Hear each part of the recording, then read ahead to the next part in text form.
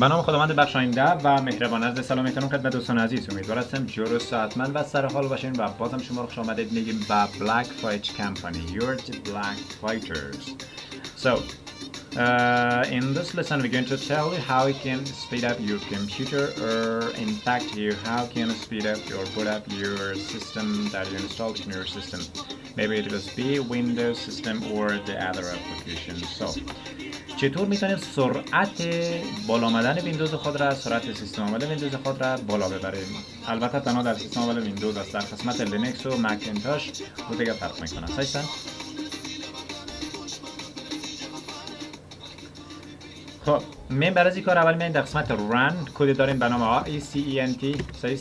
این میشه رسن فایل ها. رسن فایل عبارت از فایل ها هستند که درش میتونم براتون بگم چون بخش آموزشی است دیگه.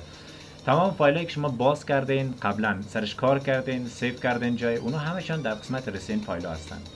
دوستان عزیز، اگر میخواین که هک فایل شما، مثلا میخواین که رسین فایل شما هک نشه یا بتونه رسین آپشنتون از بین ببره، این راه زیادی وجود داره. از جمله همین شارکتش است که به نام RECENT نشه کنین، رسین و انتر کنین، تمام فایلات اینجا باز میشه.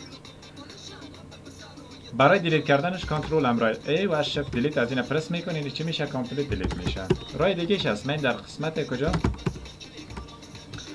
در قسمت سیستم عامل 8 آمدین در اینجا نوشته که در چیز برنامه رسن پلیس، سر از شما کلیک میکنین، اینجا مو رسن فایل چون قبلا دیلیت کردم دیگه، اینجا کلش میایه براتون، درست است؟ و شما زین کامپلن رو چی میکنین؟ پاکش میکنین که نفهمه که شما دسترسی به کجا پیدا کردین یا نکردین. یک راه دیگه ازی است که شما بگیرین در قسمت کجا میرین، در قسمت البته من را فالو نمیکنم فعلا در قسمت چون که خطرش زیادتر است. من در قسمت کجا میرم؟ سی. در قسمت سی رفتم، در قسمت کجا میرم؟ سیستم. و اینجا سیستم 32.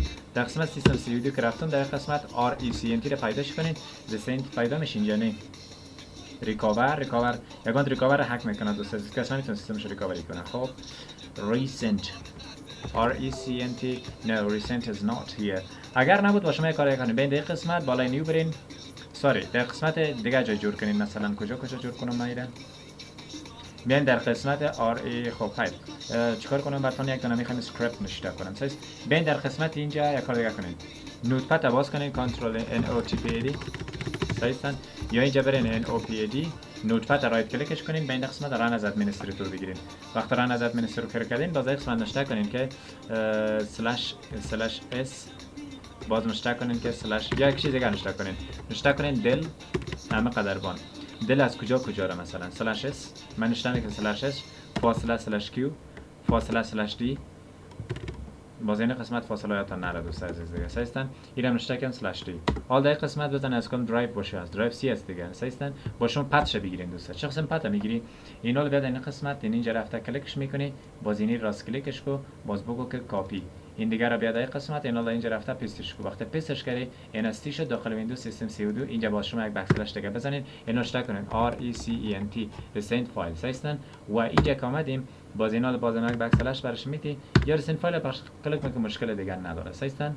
و اینا رو من یک قسمتی رو برش میگم سیو است. در کجا ذخیرش کنم؟ دوست عزیز من در قسمت مای کامپیوتر درایو سی، در قسمت ویندوز اینجا نوشته میکنم سیستم 32. داخل سیستم 32 رفتم، با این قسمت رفتم، اینا نام از این نوشته میکنم در قسمت که RECENT و چی نقطه در قسمت آینای فون بتونم کار میکنه، آینای بتونم کار میکنه، تو میتونی آینای فش بده، مشکل نداره، آینای فش بده. صحیحن. همین شکل رسنفن داد آینای فش سیوش میکنیم. خلاص اینا لی برام شما چی شد؟ اضافه شد. تو اینا رو بیاد قسمت کجا میریم؟ در قسمت اینجا هم میری. شارکتش هم که بگیری روی صفحه استارت همچنان ساده است. هر زمانی که انجام میدی فقط سر شارکتش یک دبل کلیکش کو، کاملا پاک میشه. حالا من در این قسمت بیایم نوشته میکنم که RECENT یکی از خود رسنت فایل است که به سیستم 32 رسنت آمد. سایز کنترل شیفت دیلیت یک از این قسمت. دیگر راشی است که برای در این قسمت نوشته میکنم C:// ساری دیگه اینجا نبود نه. در قسمت رن برو، اینجا نوشته که C:// شالا ببخشین ای بابا،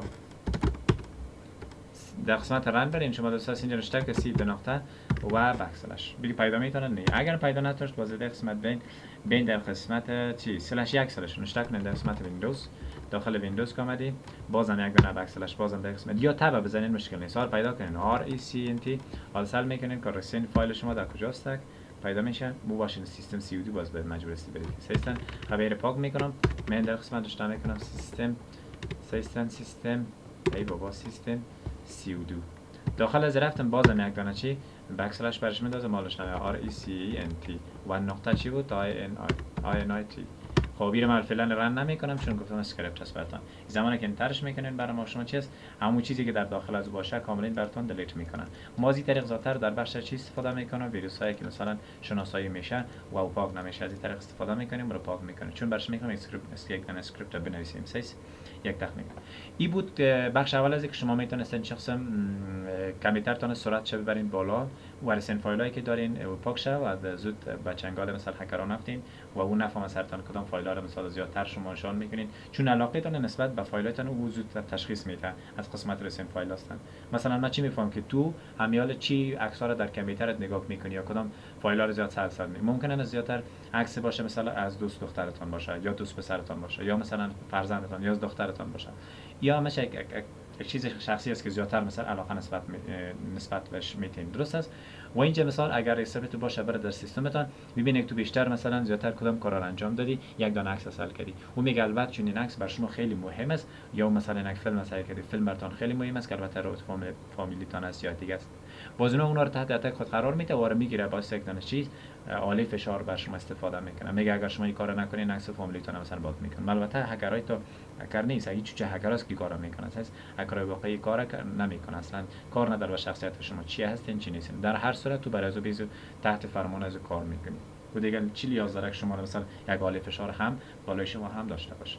این مهم نیست که کد هر استاد هر شاگردش بلد باشه که رسین برای چه هستن اما تشریحاتی که اینجا براتون انجام دادم یا کدام این بسیار بسیار مهم هستند که علاقه شما را علاقه نسبی شما را در رابطه با مو فایلتان ولو ویدیو آدیوس یا پیکچر است اونو پیدا میکنه و طبق از نمو برای شما میتونه هر کار سر سیستمتان انجام بده یعنی که شما در اختیار از اون قرار میگیرید به خاطر شما بهانه در دست کسی نتین برای اصطلاح تا آموزشگر شما را به خداوند تکرام میسپارم موفق باشید.